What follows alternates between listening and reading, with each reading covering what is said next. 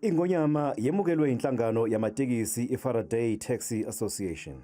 Le nhlangano ibeke isikhuleka ngeinkomo zekhikhe ezimbili. Ingonyama icelwe yinduna ukuthi ike ibhodle phambi kwabantu bayo. Indlulamithi iphawule ngeinxushunxushu endlunkulu eziphazamise ukubonakala kwayo kubantu bayo eGoli. Kodwa kunjalo ngiyathokoza futhi enhlanganweni ikakhulukazi yaseFaraday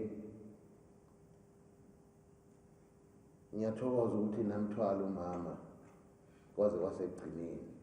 Inxuse ukuba kulondolozwe imfundiso ezashiwa ngumdlokombane. Izinduna nekhona indlunkulu ikhona ngiyakhuleka nabesilo ukuze sithole nezibusiso. Ngingasasho isizweni kuphela kodwa nakwabadala abangasekho sebebamba umthamba mhlophe nakuNkulunkulu uqobo lwakhe ukuba siqhubeke nazo. Isilo sinxuse ukubambisana ezinduneni nendlunkulu kubhekana nezinselele ezikhona kwaZulu. Ikhala ngentuthuko ezindaweni ezinomlando, imikhosi yazo izuzise umphakathi ozakhele.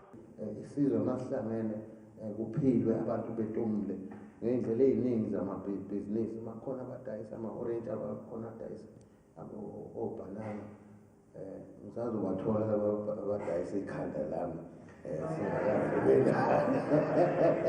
kodwa-ke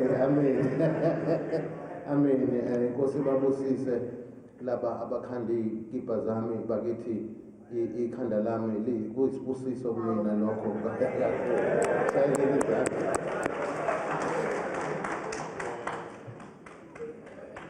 mina besilo ngiyathokoza ngoba kwaba nesimo sokuthi watholakala ukugqoka isikibha sika-U-Misuzulu uzoyithola usenkingeni kunokuthini iy'nsizwa ayigqonywa kakhulu uma yifakele isikibha sami.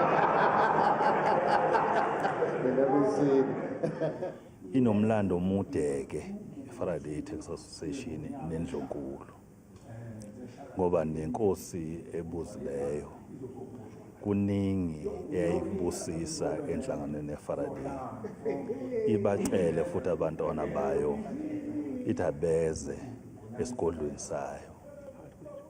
Sizizwa sithokozile kakhulu, sizizwa semukele isibusiso osukwini namhlanje uma ngabe ingonyama ithe mayinohlelo oluza ngaseGoli yayisicabanga ukuthi kunesizwe sayo esisukele emakhaya seza lapha eGoli.